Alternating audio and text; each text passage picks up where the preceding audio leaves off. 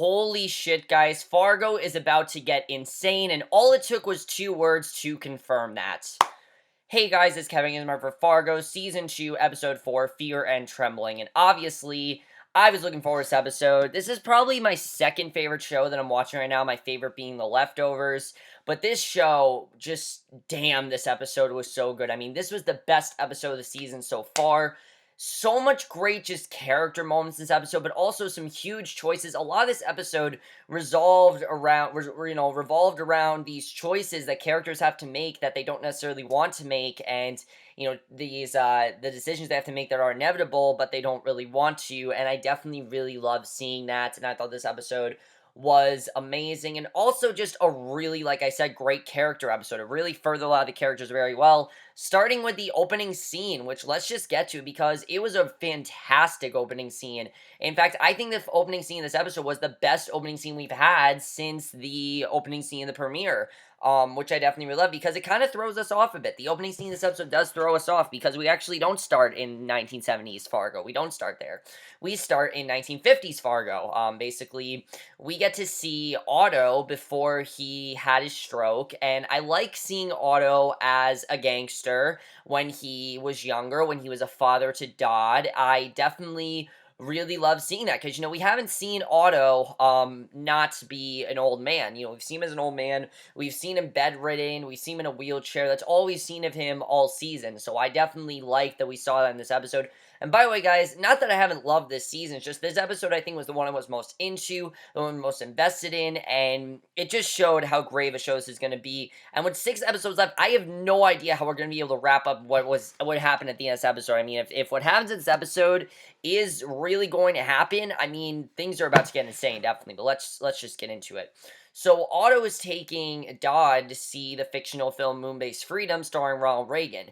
What's interesting about this is that if you remember, this first scene of the show ever was a movie set for a Ronald Reagan film, and he wasn't there, and of course they had to stall.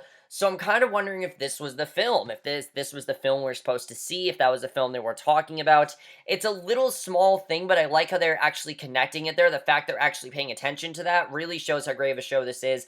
A lot of shows just pushed that aside and said, oh, that's just random filler, but no, it actually does mean something, and I definitely really love that. Everything in the show really does mean something, and I think that really, they showed that very well there.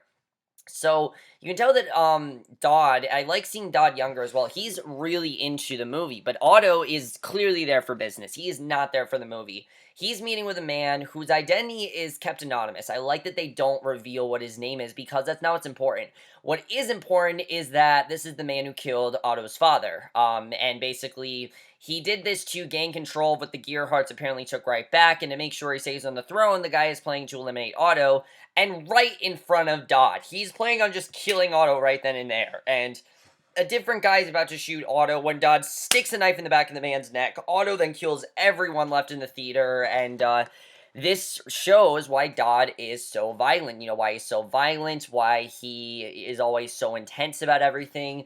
I definitely like seeing this because a lot of shows wouldn't reveal why characters are just fine. They say, oh, that's just how they are. But this actually shows, sons and daughters, children, they look up to their parents, and Dodd clearly looked up to Otto, thought this was a good thing to do, so that's why he did that, and that's probably why Dodd is so violent now, and I definitely like seeing that.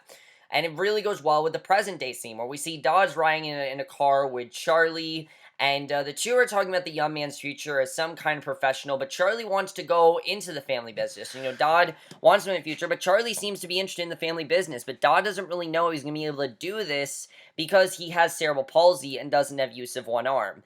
And I'm honestly really worried for Charlie because he really seems like he wants to take over the business. Like, he's serious about this. He really wants to, be a part of the Gerhardt family, be a part of the mafia, and because of him having cerebral palsy, you don't really know how this is going to work out. But the two pull over, Charlie gives a little demo, which actually causes Dodd to smile, which I don't think we've ever seen in this show. I thought that was really good that we saw that, just showing that Dodd does have feelings. He's proud of his brother. He wants he really does care about his brother, obviously. He has cerebral palsy, and he really does want him to be happy. He wants him to be able to do this. Even though he doesn't know if it's possible, he doesn't even know if his brother will live through this, he at least wants to give him a shot. So I like that. They stop at this coffee shop where Dodd encounters two of Joe Bullo's men, and Dodd, again, he's not there for socializing. He tases one man, subdues the other. It's very reminiscent of the first scene, which I just thought these two scenes worked very well hand in hand.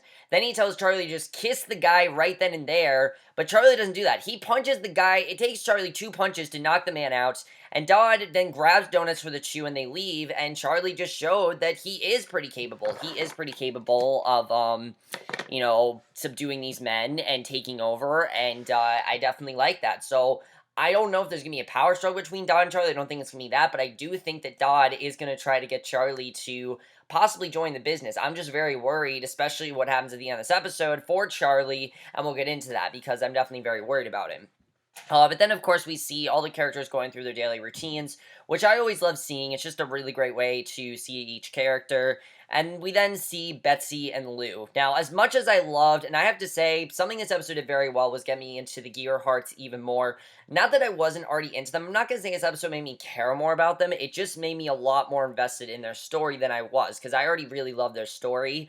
But every storyline, in fact, I think I was even more invested in. Not that I wasn't before, but I think this episode just made me a lot more interested, which I really loved. So we then see Betsy and Lou, who Betsy at this particular point in the show has kind of just been there. She's been Lou's wife. She's had cancer. That's been her character. She knows she's going to die, and she actually gets some really compelling stuff in this episode, and Kristen Milotti, in general, gives a really great performance. I really love what she did in this episode. They meet with this doctor, and he tells her about the tests, and he doesn't have good news. She knows that she's dying. She knows that she's getting worse. He doesn't have to tell her that she's dying. She knows she's getting worse, and she knows there's really nothing they can do. Her face in general is just deteriorating. She's getting paler. She looks like she has cancer. I mean, she just isn't looking very well. However, the doctor mentions that there is a test drug out there that they do want to try out. It's called Xanadu of all things. It just doesn't sound very promising, but Betsy is interested. She wants to try this drug despite the fact that it might not work. She at least wants to take the opportunity to try it because, why not? Why not try it? Obviously, it could work for her. It could be a good thing, and I like that she is interested in trying this drug because why not try it? Definitely, it's a good thing to do, and I like that she wants to try it. So we then see Ed and Peggy, and this was very interesting with them. They're trying to have a baby, and you can tell that Peggy is not interested at all. She's not into this idea of having a baby at all. In fact, she's taking birth control pills just so she doesn't have this baby. Ed really does want the baby because he wants to take over, he wants to be a full-time butcher shop. He wants an heir to run the butcher shop with him. And Peggy doesn't want that future. She doesn't want it at all. And he mentions that maybe now is not the time for the whole life spring thing. That's what she's interested in. But she talks about how she wants to reach her full potential. And you can tell that she doesn't even really seem to care much about Ed. She doesn't care about his opinion, which is interesting. And we've kind of seen all season that they're not a normal married couple. But I think this is the first sign that they possibly could be getting a divorce, honestly. I don't see these two lasting marriage very long. I mean, I think Ed to her is simply just someone that does things for her. She gives the orders she needs to him. He does that for her, and I think that's really all Ed is to Peggy. Ed, I think, cares a lot more about Peggy than Peggy does about Ed, because Peggy, like I said, has a much different agenda. I've said this all season, but you can definitely tell here, and it definitely is apparent, that Peggy just has a much different agenda than Ed does, which I find very interesting. I'm interested in really seeing what's going to happen with that. So, Hanzy. Hanzy as well, very interesting because Hanzy, of course, keeps talking about these UFOs and how there are aliens out there, and this episode, I don't know, I kind of feel like he might be the alien for all we know. I mean, just the way he walks, the way he carries himself, he doesn't talk much. I feel like maybe he's an alien. I don't really know. Basically, we see him, he's at the Waffle Hut. He's looking for clues about Rye's whereabouts. He sees the bloodstains on the table and one in the parking lot. He then finds broken glass in the middle of the road, and shortly after, light flashes in the sky and appears to be a UFO. He looks up, and again, he doesn't seem like anything weird to him. So that's kind of why I'm starting to think that maybe Hanzy might be an alien, but I think it also is supposed to show why Al Hanzy is very different from everyone else. You know, he's just a very different kind of man, and I really like seeing that. So while driving back, he spots Peggy's banged up car in the garage. He matches the broken glass to the car's headlight, finds a little blood in the seat, and starts asking Sonny, the mechanic, about the car's owner. And Sonny is just acting very shady. You know, he basically gives him the briefest of details possible. He briefly mentions Ed, but then senses he said too much, clams up, and Hanzy, you know, he knows he's lying. He knows he's not telling the truth. So he pulls out a switchblade. Sonny starts rambling about being in Vietnam and, you know, his experience there, and Hanzy goes into his own war tale about taking man's ears, and of course that wasn't his most recent time doing that. Right as it looks like Hanzy's about to, you know, literally take these guys' ears off, Carl does walk out, break up the action, and that was definitely really great seeing Carl there. I like that they still have him in the show. You know, he doesn't have a lot to do, but he is there for a reason, and I definitely like seeing that with Hansy's character. Definitely very good stuff with him. They really utilized him all this episode. They utilized every character well in this episode, I have to say. That's something they've done all season. They utilized every character very, very well. So, we then see inside a hotel room, we see Mike and Simone. Simone, of course, is Dodd's daughter. They are having sex. These two are having sex, and they're romantically involved, which is very interesting. And we don't really know why Simone would do this. You know, it seemed like Simone was, you know, worried about people being tougher than her father, but now it seems like she actually wants to be against her father. Maybe I think it's just because, you know, not every child you're going to have is going to want to follow your line of work, and she clearly does want to follow his line of work, but I think she just prefers the Kansas City, you know, the Kansas City Mafia because they're kind of more vulnerable. I don't really know. She just sees them you know, she just sees them as a better opportunity than she does the Gerhardts. I think there's already enough Gerhardts, and there aren't enough in the Kansas City Mafia. Remember, they're looking for one more. That's what they've been trying to do all season, and I think Simone is perfect for that. And basically, the two start talking. Simone says she thinks Floyd, by the way, Simone is hot as hell in this scene. Definitely very hot, and they definitely chose a good person to do some nudity. That was definitely good. The two start talking. Simone says she thinks Floyd will counter the Mafia's offer. You know, she thinks she's going to agree to it,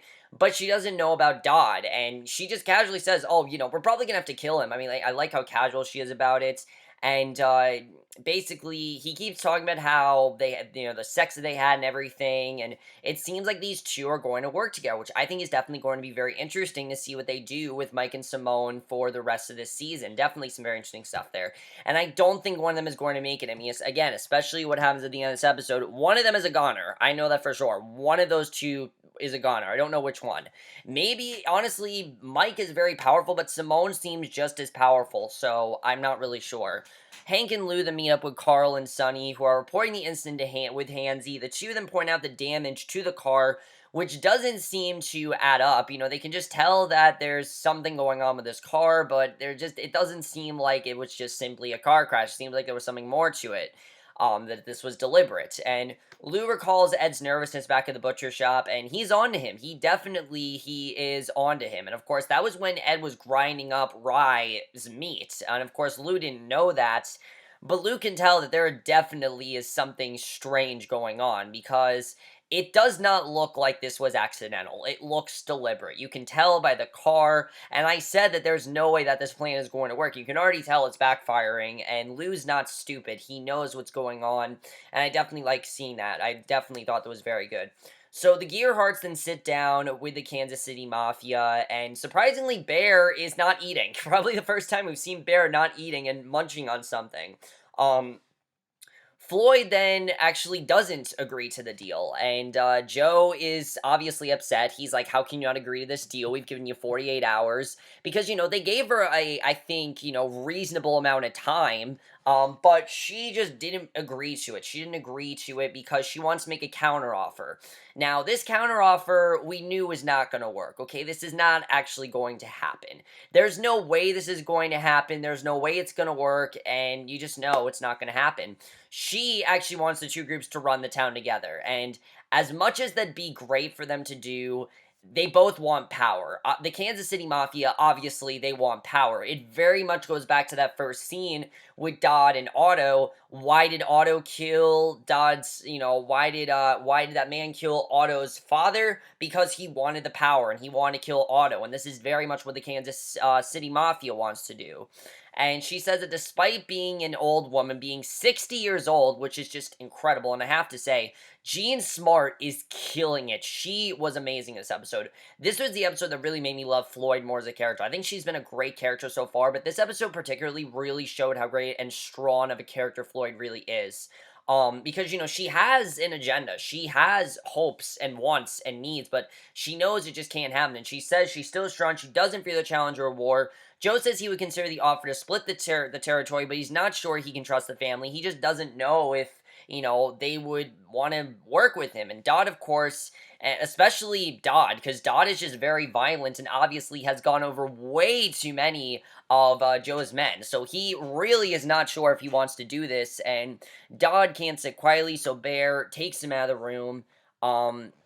Because he can't hear him, because he doesn't want Dodd to know what's going on. So I was worried that Dodd was really going to ruin this, because obviously Joe is not very happy with Dodd, which is, again, understandable. Dodd's taken out many of his men, and it makes sense why he doesn't really trust him.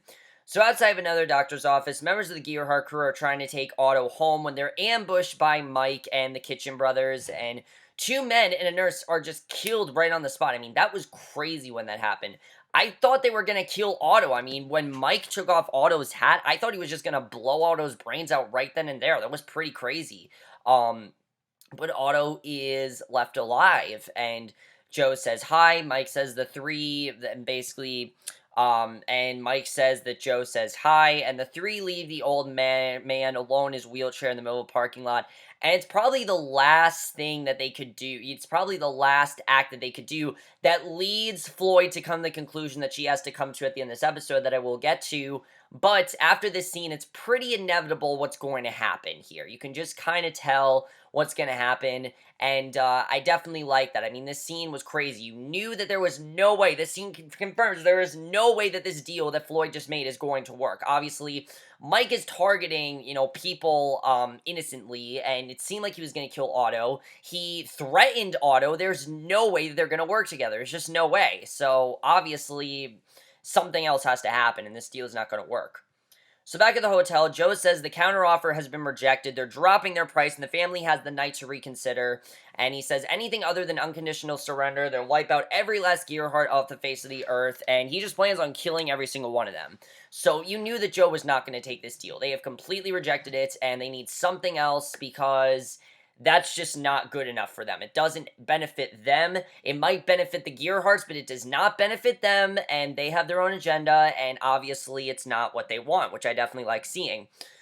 So at Bud's butcher shop, Ed finds out that his check for the down payment has bounced. It's actually gotten really bad, and I was thinking that he was just gonna quit the butcher shop, but of course, he needs the money, and Bud says he's considering another offer, but he will give Ed until Friday to fix it, and Bud mentions that Ed should look at the grinder because it's making a weird noise, and maybe it's because of rye. Maybe something of rye has got in there. That definitely is something that they need to look back on, because you can definitely tell that has to do with rye. I'm not just going to forget about that, because clearly there's something going on with that. So Ed goes over to the balcony to shop goes over to the beauty shop to see Peggy and the two have it out. She is really upset about him for still being at the butcher shop. She claims that LifeSpring's more important than the shop, and that's why the check bounced, because she's paying for LifeSpring, he's paying for the shop, and what I like about this is that these are just two people that want totally different things. That's why they're fighting so much. They want totally different things. They have totally different ideas, and that's why they are not really working out right now, because it's not something like, oh, I'm cheating on you, or I'm in love with this person. It's something that's much deeper than that, and I love that. I like it when shows, I've said this many times, I like it when shows find ways to do a storyline like this, but, I like it when shows try to do something like this, and I think they do that very well, I have to say. I definitely really like seeing that. I think they're handling the storyline very, very well. Again, it seems like Ed and Peggy have been going through this all season long, and now it's finally coming out. So as they're talking, Hanzy passes by and gives Ed the evil eye. He does not trust Ed one bit. Hanzy is going to be the one that gets Ed and Peggy behind bars. He's going to be the one that probably gets them murdered. I mean, you can just tell after, especially at the end of this episode, again, that they're probably going to get murdered. I definitely see that happening. So, not yet, but it's gonna happen. So Peggy has Constance for the down payment money back, and of course she can't get it back because Constance is scamming her, and Constance gives Peggy a big pep talk, convincing her that she needs to do this for her. You know, she needs to not have people do things for her, and if Peggy wants this, she needs to do it on her own. And I do agree with Constance here. You know, Peggy is always asking people to do things for her, and she's sick of it. She's sick of her asking people. She wants to do something for herself, and if she wants this, she needs to do it, and I agree. So Peggy, you can tell, is really unhappy, and I definitely like seeing that. So on the car ride home, Floyd is really upset because she really did want this deal. She really wanted them to work together, and she's really upset about it.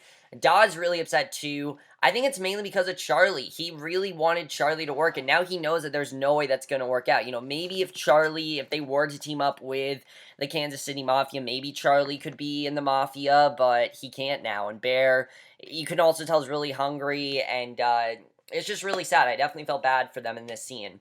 So at the Bloomquist house, Hanzy's sniffing around. He finds a stain on the on the garage floor, has a little taste, and he literally licks his fingers, and it tastes like bleach, which I'm surprised he wasn't poisoned. Again, another reason why I think he could be an alien. He sees some nearby, he then checks the fireplace to find charred remains, including Rye's belt buckle, and he has to disappear because he sees that Lou has arrived to do a little investigating of his own, and we get what I think was by far the best scene of this episode. This scene was incredible. Patrick Wilson's performance in this scene, he needs to get an Emmy nomination after this scene, okay? If there was any scene that confirms that Patrick Wilson is amazing in the show, it was this scene. Not that he hasn't been amazing all season. He really has been giving great performances. But this scene particularly, I think, really sums up Lou's character very well, and I definitely really love that. It also was the scene that Lou felt the most like a season one self, because if you remember, Lou said how last season, he would stand outside of houses with a shotgun, and that's exactly what he's doing here. Lou waits exactly for Ed and Peggy to get home, and obviously they are freaked out when they're seeing Lou. They're trying not to freak out. They find Lou on the porch. The three go inside, and Lou says, "I need to talk to you. You need to let me inside right now." And basically tells them about the car, and Ed sees the fireplace, and Lou's like, "Is there something wrong?" And Ed said, "Oh, no, no, no, no, there's nothing wrong."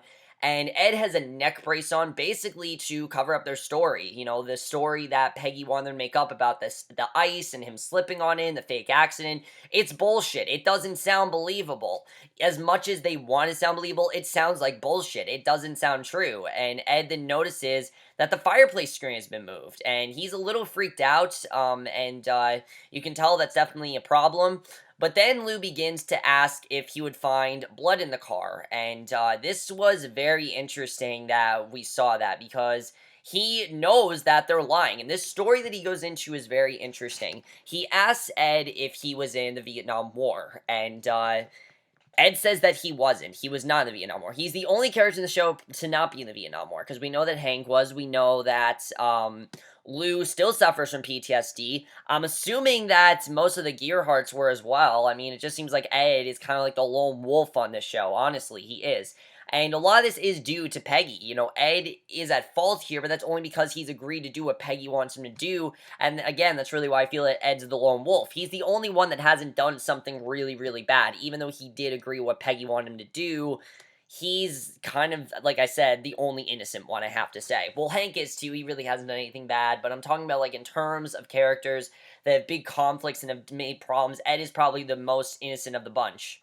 So Lou goes into this story about the war and basically how you can tell, you know, he basically telling the couple that he knows they're lying, and then tells them who they hit with the car, and he knows that it's Rye that they hit with the car, and his family hurts people for money, and Lou says that they're coming, they may be here already.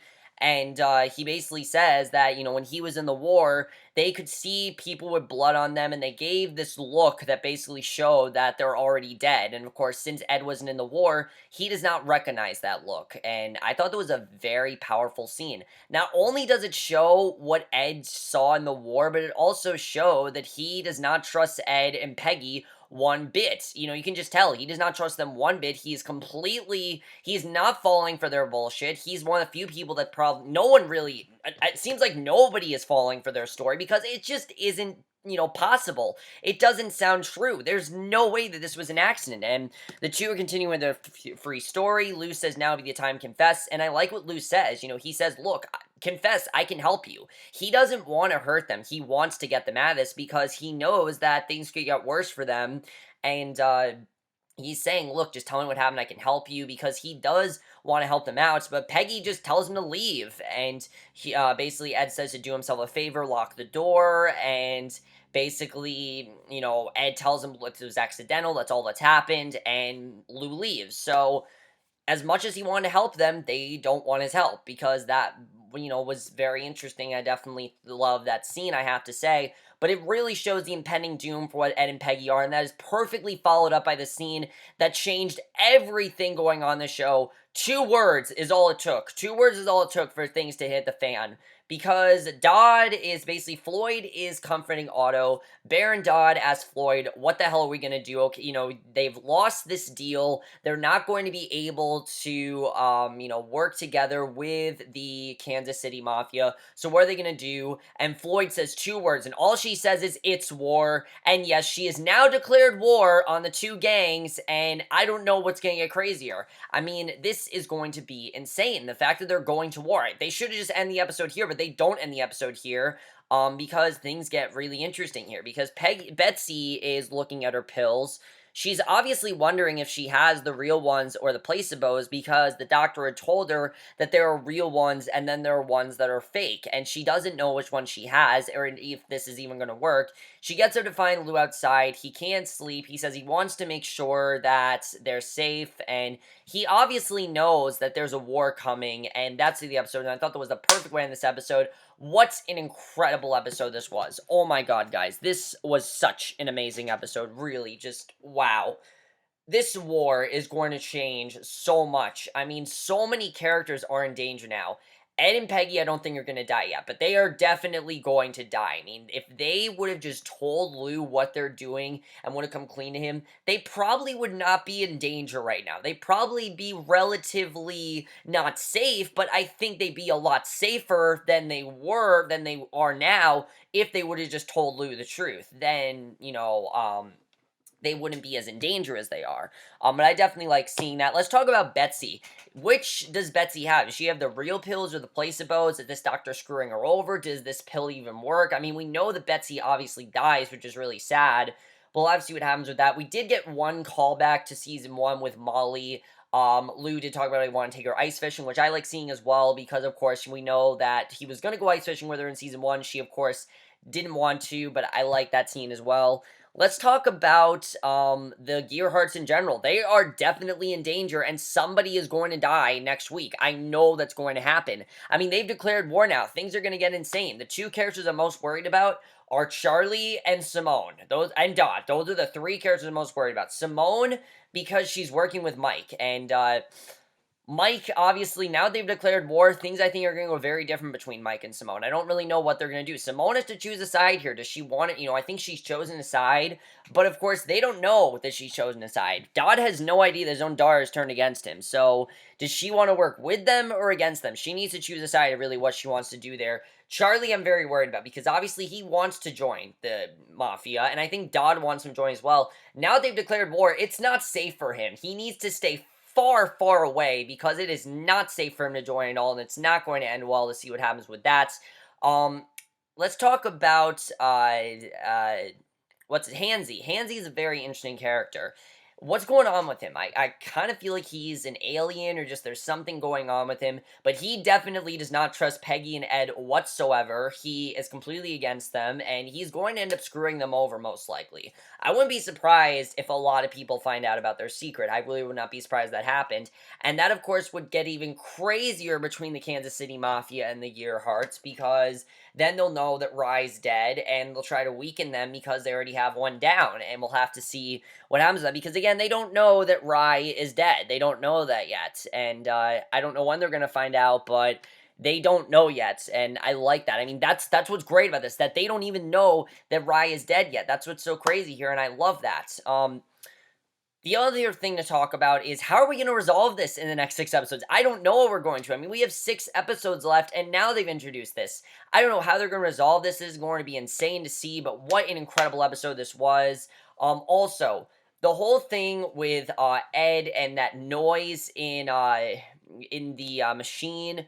Is there something that maybe is Rye, in the grinder? Is there something that maybe like Rye's watch got in there? That's something to go back to as well. And then of course the fireplace, that's something to go back to also. Are Peggy and Ed gonna break up? I don't see things going well between them. I think they're gonna get separated or get a divorce or something. I mean, again, that wasn't very common back then, but things are going to get very bad between them. I don't see things going well for Peggy and Ed at all. I think they're very slowly starting to lose what they had, and it's really sad, but I think that definitely is what's going to happen there. But then, guys, talk about this episode. Amazing episode. I cannot wait for next week's episode. Next week's episode is going to be insane. I mean, I've loved this season, but this was the episode that confirms this is going to be, this is how you top season 1. I mean, go full on war. That's how you do it, and I love that. But that's basically my review. Hope you guys enjoy it. We'll see you guys in my next video, which will be for Awkward, and we'll see you guys for that. Okay, bye.